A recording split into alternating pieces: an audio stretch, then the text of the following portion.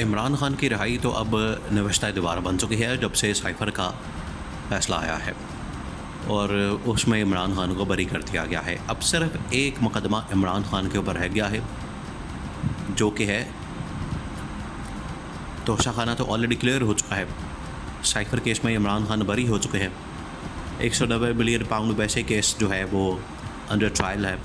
पीछे बचा है सिर्फ निकाह वाला केस, वो भी इस्लामाबाद के अंदर जो सेशन अदालत है उसने ये फ़ैसला सुना देना था, लेकिन प्लान के तहत ख़ाबर मानिका ने उस दिन जज के ऊपर अदम एतमाद किया। हालांकि जज ये जो इस्तदा है ख़ाबर मानिका की अदम एतमाद की पहले ही मुस्तरद कर चुका है, लेकिन इसके बावजूद जज ने उस दिन इस दरख्वास्त को पिटिशन को एंटरटेन किया और उठकर चले गए और बाद में इस्लामाबाद हाई कोर्ट ने इस केस को किसी और अदालत के अंदर ट्रांसफ़र कर दिया।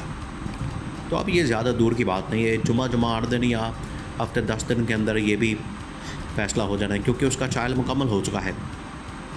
अगर उसको दोबारा से चलाने की कोशिश होती है तो इसका मतलब है कि इसके अंदर बदनीयती साफ ज़ाहिर है और इमरान खान को बड़ी ईद से बात जो है बाहर निकालने का प्लान मौजूद है। लेकिन एक प्लान जो है पहले ईद से पहले निकालने का मौजूद है कि इमरान खान को निकाला जाए, इमरान खान को रिहा किया जाए और जो इमरान खान ने तहरीक का ऐलान किया है उसको रोका जाए। इंतहाई अहम तरीन मामला इसको आप समझना। देखें, जिस तरह से सऊदी अरब ने पाकिस्तान में इन्वेस्टमेंट करने से इनकार किया, बिल्कुल उसी तरीके से यूएई ने भी पाकिस्तान के अंदर इन्वेस्टमेंट करने से इनकार किया। अब चाइना की भी पॉलिसी वही है। चाइना भी कोई इतना इंटरेस्टेड नहीं है पाकिस्तान में इन्वेस्टमेंट करने के लिए, पाकिस्तान के मौजूदा हालात को देखते हुए, मामलात को देखते हुए। अब थोड़ा सा रिलीफ ज़रूर आया है और सबसे बढ़कर इस पर अब अमेरिका ने जो कमेंट किया है, अमेरिका ने जो इसके ऊपर इजहार किया है, उससे जो इस्टेब्लिशमेंट के ऊपर प्रेशर पड़ना है वो और लेवल का है। अमेरिका से जब सवाल किया गया कि इमरान खान को बरी कर दिया गया है पाकिस्तान में साइफ़र केस में, और वो साइफ़र केस जिसमें इमरान खान बार बार अमेरिका का नाम लेता है, तो अमेरिका ने उसके ऊपर कहा कि बिल्कुल हमें तो कोई एतराज़ नहीं, हमें तो कोई मसला नहीं, हमें इसके ऊपर कोई राय नहीं देनी। अब ये जो अमेरिका ने बात की इमरान खान के हक़ में, ये असल में पाकिस्तान की इस्टेब्लिशमेंट जनरल आसिम को और शहबाज शरीफ का पैगाम है कि इमरान खान की रिहाई में हमें कोई एतराज़ नहीं है। अब चाहे आप इमरान खान को रिहा कर दें, इमरान खान को छोड़ दें, इमरान खान को जेल से निकाल लें, इमरान खान को आज़ाद कर दें, हमें उसमें कोई एतराज़ नहीं है। ये जो बात है अमेरिका की, ये बड़ी अहम है और पाकिस्तान में इसको नोट किया गया है। उधर से चाइना ने भी अब ये बात कर दी है कि हम पाकिस्तान में जितनी देर तक इमरान खान की रिहाई नहीं होती उतनी देर तक हम इन्वेस्टमेंट नहीं कर सकते। और दो और ताकतें सऊदी अरब, यूएई और फिर सबसे बड़ी ताकत सुपर पावर अमेरिका ने भी इस बारे में इमरान खान के हक़ में स्टेटमेंट दे दी है कि हमें कोई एतराज़ नहीं है। अब ये इस्टेब्लिशमेंट के लिए पैगाम है। इस्टेब्लिशमेंट को इस वक्त सख्त ज़रूरत है पैसों की। पैसा कहाँ से आएगा?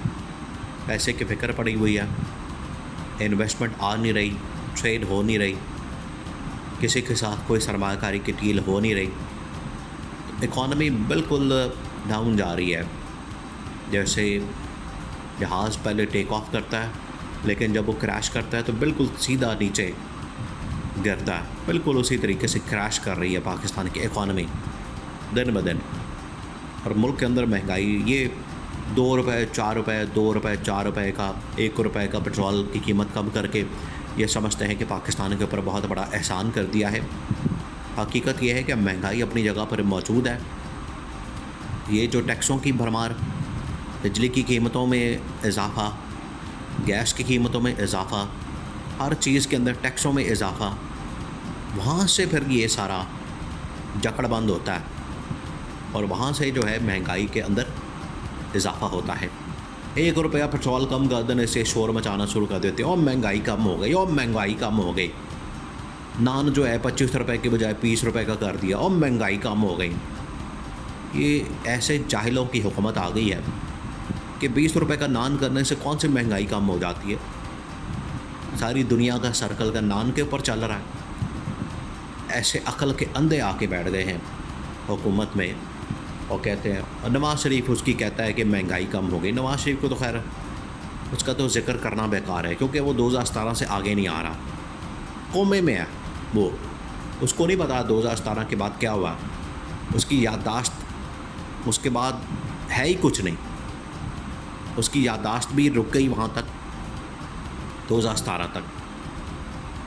अब ये जो फ़ैसला है इस्लामाबाद हाई कोर्ट से, चीफ जस्टिस आमिर फ़ारूक की अदालत से, ये बड़ा अहम फ़ैसला है। ये बराह रास्त इस्टेब्लिशमेंट की जानिब से इंडिकेशन है। अब जैसे इस्टेब्लिशमेंट को इमरान खान की रिहाई में बरियत में कोई एतराज़ नहीं, अमेरिका को इमरान खान की रिहाई और बरियत में कोई एतराज़ नहीं, बिल्कुल उसी तरीके से चीफ जस्टिस आमिर फ़ारूक को भी कोई एतराज़ नहीं।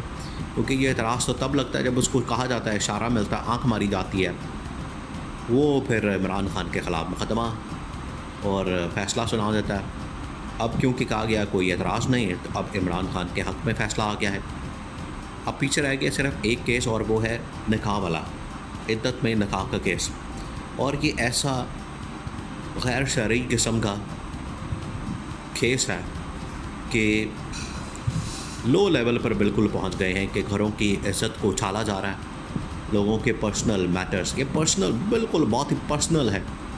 इसमें बुशरा बीबी का निकाह, इद्दत में निकाह, दोनों की आप उम्र देखें कि 60 प्लस 65 70 के करीब इमरान खान और इसी तरह से बुशरा बीबी। तो एक तो इद्दत वाला मामला, दूसरा ये कि जब वो कह रही है ख़ातून बुशरा बीबी अहलिया इमरान खान की कि इद्दत मुकम्मल हो गई, तो इसका मतलब है कि औरत की बात इस मामले में अथेंटिक है।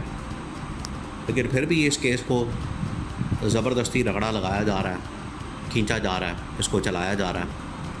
अब पाकिस्तान के अंदर उलमा कराम ने भी इसके ऊपर अपना फतवा दे दिया कि ये केस पाकिस्तानी अदालतों का बनता ही नहीं, इसके ऊपर शरई कानून लागू नहीं हुआ, इस वजह से इसको ख़त्म किया जाए।